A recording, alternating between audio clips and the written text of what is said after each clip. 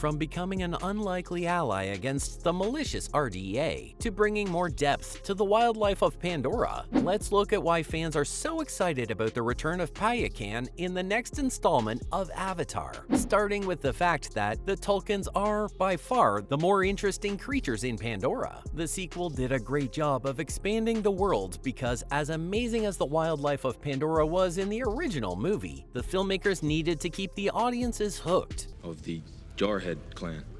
Сам си опак, подсунал спиване ни лукамецки. Порутенари. They managed to do just that by breaking into the entire kingdom of sea creatures the first movie never really touched upon. They focused more on the mountain banshees that served as flying mounts to the Na'vi. But as Jake and Neytiri recruited help against the RDA, they contacted the sea-dwelling tribes, which were more in tune with the marine life. And from this relationship, the audience was introduced to the highly intelligent, whale-like creatures called the Tulkun. Of course, we fans are most interested in one particular Tulkun, but the whole concept creates intrigue, unlike the Banshees, who were, in essence, just an extension of the Na'vi, because these creatures aren't just portrayed to be more intelligent than the average human. Jake, excuse me.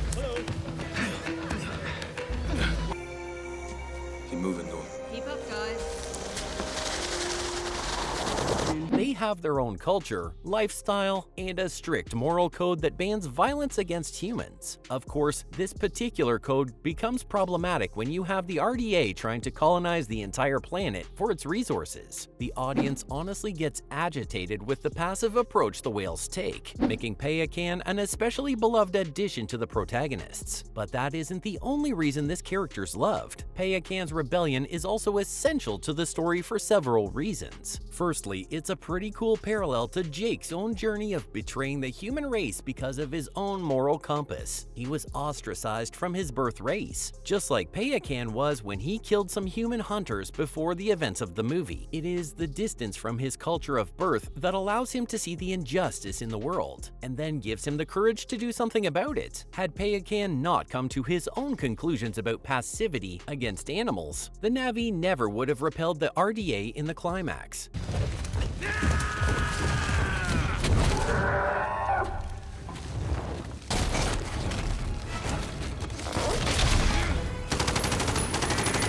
However, the real genius of the script comes in how that one moment could affect future plotlines. For one, the RDA realized the beings in Pandora are united in their struggle against the invaders, so they declared all-out war. This could just reaffirm the Tulkun belief that violence breeds violence and push them further into their passivity. On the other hand, it could spring them into action, and there's something very interesting that could also happen. Payakan could be forgiven for his indiscretions if he's proven right. Our rebellious whale's story was far from complete when the curtains were drawn on the Way of Water. It is yet to be seen how his people react to him, once again breaking the law of non-violence against humans. But now the deed is done, and the RDA is going to come back in full force. Payakan could be the only thing that convinces the Tulkun to join the fight, and if one of their members could turn the tide for the Na'vi, then a whole army of whales could be what Pandora needs to overcome the humans once and for all. The Tulkun hold such a respected position amongst the kingdom of Pandora, especially for the ocean-dwelling Metkayina clan, that their support would result in a snowball effect of creatures joining the fight, much like the effect Toruk Makto had on the Banshees. That's the real reason this breakout character is of particular interest to the audience. His fate is inexplicably tied to the fate of Pandora, and both were left hanging in the balance when the movie ended. I loved the first film, but what it really lacked was direction and build-up for a sequel, a mistake that thankfully wasn't repeated. Leaving Payakan's fate a mystery captivated audiences magnificently. On one hand, we have the deep relationship the Tulkun built with Loak, which can't just end after Payakan saves his and Jake's life. The middle child has been arguing with the Tulkun to end his friend's exile, telling them that Payakan could either die along with his family or fight back against the human hunters mercilessly, trying to kill them. We know Payakan survived the battle against the RDA vessel, castle because we see him briefly near the end, but we have no idea whether his exile is lifted or further reinforced. I know I'm not the only one interested in how the Tulkens are going to react to all of this, because as peaceful as they are, they can't look away from hunters targeting their people for much longer. They've avoided any direct interaction with human colonizers so far, with instances of hunting being few and far in between. But now that the RDA has announced full-on war, a lot more of their people are going to start dying, and the Tulken will have to think about survival.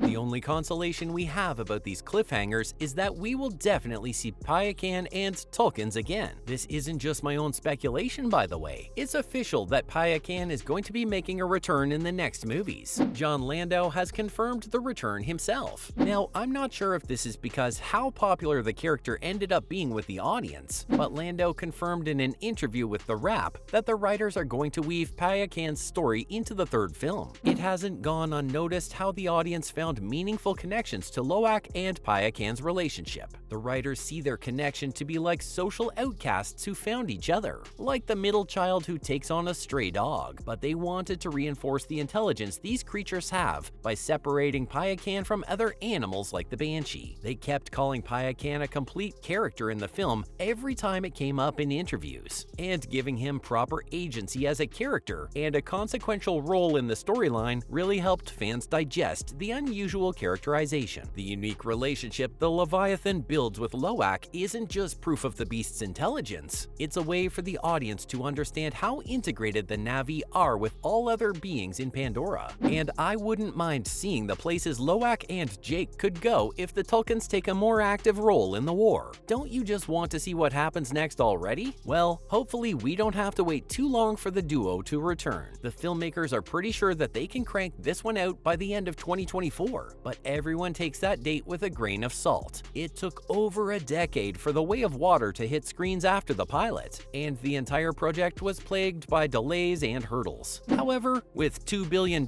in revenue worldwide from the sequel, James Cameron has very good reason to stick to his schedule. The director is pretty sure he'll make the deadline though, probably because much of the shooting is already completed. They actually filmed the movies back to back, and I'm guessing it's to speed up the rate at which they can actually tell the story. Cameron's made it clear that he's aiming for 5 Avatar movies, and not to be disrespectful, but he's going to die before he finishes if each movie takes 13 years to come out. Zoe Saldana gave us a bit to worry about at the Oscars though. She said that they'd have to head back in the summer to finish things up. There are reassurances that it's only a bit of fine-tuning here and there, but with all the CGI and editing this project needs, too many reshoots could cause major delays. Well folks, that's everything about the return of Payakan in Avatar 3.